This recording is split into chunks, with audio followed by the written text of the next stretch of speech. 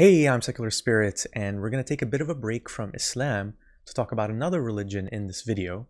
And if you saw the thumbnail for this video, I think you can guess what religion it is. Christianity. And if any of you can guess who the actor is portraying Jesus in the thumbnail of this video, I would be really impressed. And if you comment first, well, maybe I'll give you a prize, who knows? And as many of you know who've been following my channel for a while, I'm an ex-Muslim and my main base of knowledge is about Islam specifically, but my plan was always to branch out and talk about other religions for this channel. With that being said, I've actually talked about Christianity in the past in the channel. If you want to check out my video on how Christianity uses the ultimate FOMO, fear of missing out, to convert people, then you can find that link in the video description. But I'm going to tackle Christianity in a slightly different way this time. So I was watching the basketball playoffs the other night and this commercial came up and it kind of intrigued me at first. So I can't show you the commercial here because I'm worried that this video will be taken down, but I did leave a link for it in the video description as well. And the ad is basically this. You just see these black and white images of people from a Hispanic background, black people, and there's a voiceover. The narrator talks about this rebel who recruited people and they roamed the hood and they challenged the powers that be, and community leaders hated them, religious figures hated them, but they were spreading love. And at first I thought, what is this ad trying to sell? I thought it might be about running shoes that will help oppressed minorities overcome prejudice, but then soon enough, the word Jesus came up on the screen. This whole ad was actually about Jesus, and the slogan of this campaign came up as well. He gets us, he gets all of us. So it turns out this ad is part of this $100 million campaign going on right now, and this campaign has been incredibly successful. I checked out the YouTube channel. There's a link for that in the video description too, and there's more than 100 million views for the commercials that they're running. There's about 30 commercials and they're in Spanish and English, and they have titles like Jesus was canceled, Jesus was born to a teen mom, Jesus suffered anxiety, and the one that I watched, which was wrongly judged. So I did some more digging and I found this really interesting article published in March by Christianity Today that delved into the origins and intentions of this campaign. This month, which was this past March, what is thought to be the biggest ever Christian advertising campaign will go national. Television commercials along with online ads and billboards will target millennials and Gen Z with a carefully crafted, exhaustively researched, and market-tested message about Jesus Christ. He gets us. So the $100 million for this campaign was donated by a small group of wealthy, anonymous families, which is kind of mysterious and kind of intriguing. But basically, that $100 million price tag puts the campaign in the same arena as campaigns by companies like Mercedes-Benz or Old Navy. Each ad focuses on an aspect of Jesus' earthly experience with which today's "the struggle is real" crowd might resonate. Jesus was judged too. Jesus had fun with his friends too.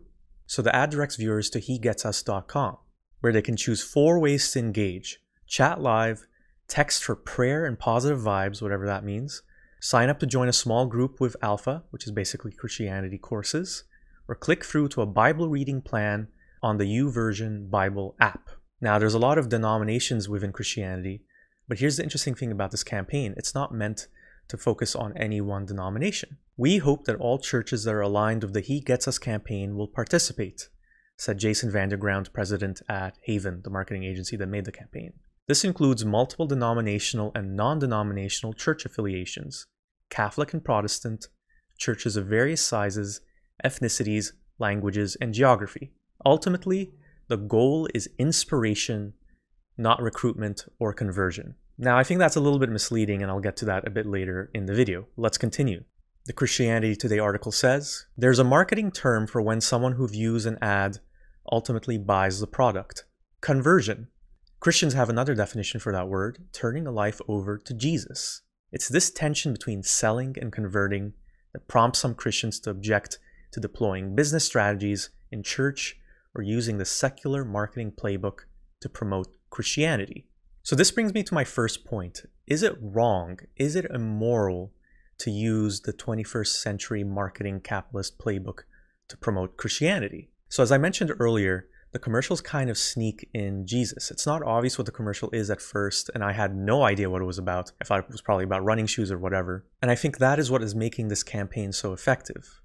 By focusing on these day-to-day circumstances and issues that we're facing right now, it connects the Jesus of ancient times, the one that most Christians are probably familiar with from boring Sunday sermons, with their real-life circumstances. So the Christianity Today article talks a little bit about the criticism that this campaign has received.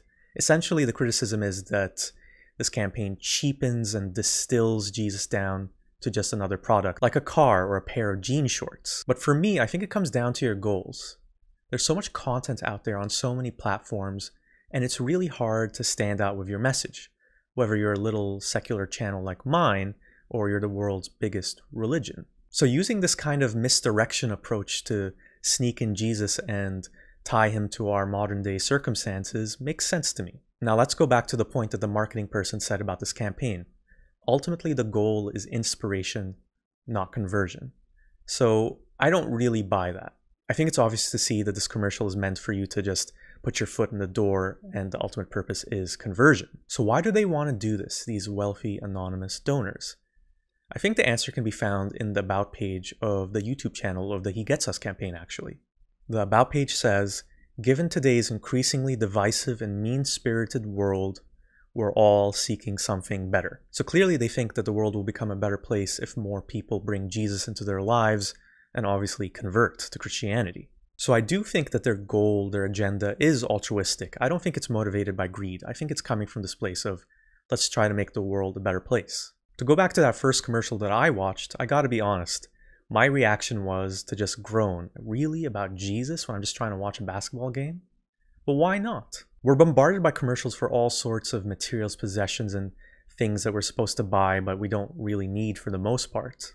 So if anything, perhaps it's a refreshing change to see something that's trying to connect us to ideas that will inspire us and give us hope, instead of just trying to make us buy a car or a pair of shorts. So to recap, I do think that the people behind this campaign genuinely believe that more Jesus in people's lives will make the world a better place. And I don't mind them putting out ads to promote this. But here's my question and my next point of discussion. Will having more Jesus in people's lives actually make the world a better place? And let's just say that Jesus gets us. But do we need him in 2022? The first thing we should do is just take a look at the unique role that Jesus has within Christianity. I think it's fair to say that the vast majority of Christians have an obsession with Jesus, who they literally consider to be God. And I get it. We're all looking for something, and even better, someone to inspire us, a role model. But people don't want this role model to be a flawed, limited human like them. Even though we idolize celebrities, movie stars, musicians, athletes, and even the British royal family for some weird reason. They're not allowed to do anything. It's awesome. Look. If celebrity tabloids and social media prove anything, it's that we probably shouldn't be using most celebrities as our role models. So what if instead we could worship someone who took the body of a man, but who was actually the creator of everything, the source of all good, who has a plan for each and every one of us? Not only is he the source of all good, if we just accept him into our hearts, we will be redeemed and saved despite all of our terrible and bad actions. And as a bonus, you'll get paradise for eternity in the afterlife. Now that sounds like a better deal, doesn't it? So is Jesus a good role model for all of us to follow? I'm not so sure. If we take a look at a few examples from the Bible, you'll see a lot of the good about Jesus. So there's stuff about loving your enemies, blessed are the peacemakers, turning the other cheek, and of course there's the golden rule, do to others what you would have them do to you. So that all sounds pretty good, but you don't have to dig very deep to find some bad, disturbing stuff about Jesus. For example, it seems like Jesus condones slavery because he never condemns it or prohibits it. And here's a few more troubling parts about Jesus in the Bible. When the Lord Jesus is revealed from heaven in blazing fire with his powerful angels, he will punish those who do not know God and do not obey the gospel of our Lord Jesus. They will be punished with everlasting destruction and shut out from the presence of the Lord and from the glory of his might. Elsewhere in the Bible, Jesus says, "Do not suppose that I've come to bring peace to the earth. I did not come to bring peace, but a sword." Well, that kind of contradicts the peaceful, loving Jesus that Christians are always talking about, doesn't it? And shockingly, or not, depending on your perspective, Jesus is also a proponent of thought crime. You have heard that it was said, you shall not commit adultery. But I tell you that anyone who looks at a woman lustfully has already committed adultery with her in his heart. If your right eye causes you to stumble, gouge it out and throw it away.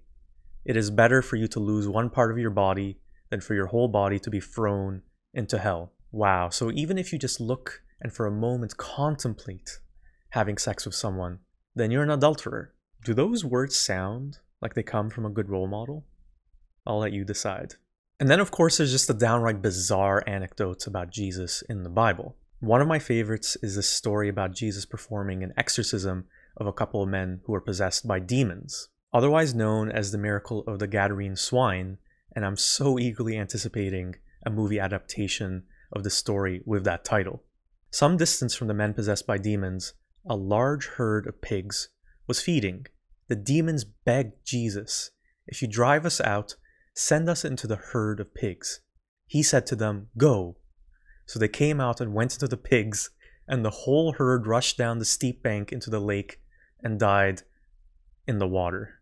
So I'm not sure what you're supposed to take from this story. I guess there's a lot of interpretations. It seems like Jesus doesn't really care about pigs and seems to obey the requests of demons. I don't know what's going on here. There's a lot of bizarre stories like that about Jesus in the Bible. And here's a couple of contemporary photographs of said incident. And the second one is why I'm so excited for a potential movie adaptation. And I'm sure you can agree with me. So there's way more bizarre stories about Jesus like that in the Bible. And there's also more troubling and I would say upsetting verses about what Jesus is supposed to have believed or said or done.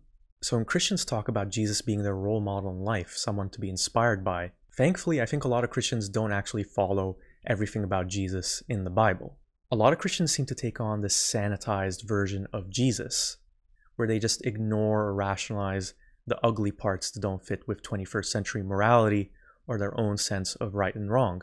For example, when it comes to something like slavery. One analogy that might be appropriate is that they want to eat the cake, but they don't want the negative consequences of the weight gain that comes with it. So to sum up this video, I'm not really sure that Jesus is the best role model for people like this campaign is saying he is. Much like human role models, Jesus seems to be flawed, inconsistent, carrying contradictory ideas. So we have to play this game of picking and choosing what things of him to follow and which things to ignore. So what's the takeaway from this? Well, first of all, I don't like the idea of following role models and treating people like they're heroes whatsoever. As we've discussed, they're just people in the end of the day. I think what should inspire us are ideas, the ideas that some people promote.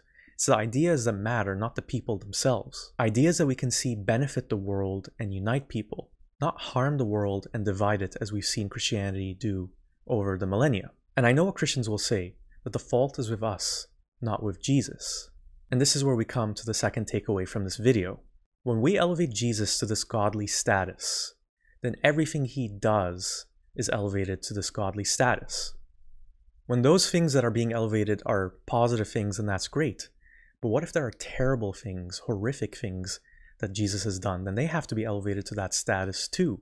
And what if they're just downright bizarre, batshit crazy things? Then they're elevated to that godly status too. And right there is a problem with revering anyone as a role model, whether they're a human being or a god. We're so fixated on how amazing and wonderful these role models are that we don't focus on the things that they actually do or don't do. And those are the things that matter. The ideas and the actions inspired by those ideas are what matter the most. But then Christians will say, well, we just take it on faith that Jesus is all good and all loving. To address that defense, I'll end this video with a few questions for you to think about. When you find the answers to all of life's big questions through faith, in other words, without actual evidence, is it a surprise that there are so many rifts and divides in a religion? When you venerate the afterlife as the most important thing, as Jesus does, is it a surprise that the relationships and lives in this world suffer? And lastly, when you say that disbelievers will be punished with everlasting destruction, doesn't that force you to believe through fear? Is that love? Do we need that kind of love that Jesus offers? Now there's something to think about. Thank you for watching, and if you made it all the way to the end, I really appreciate it if you like this video and comment, and subscribe if you haven't already. And I'll be back with more content exploring Christianity, Judaism, Islam, and many more religions in the coming months. And as always, a special thank you to the patrons who help make this channel possible. Thank you so much.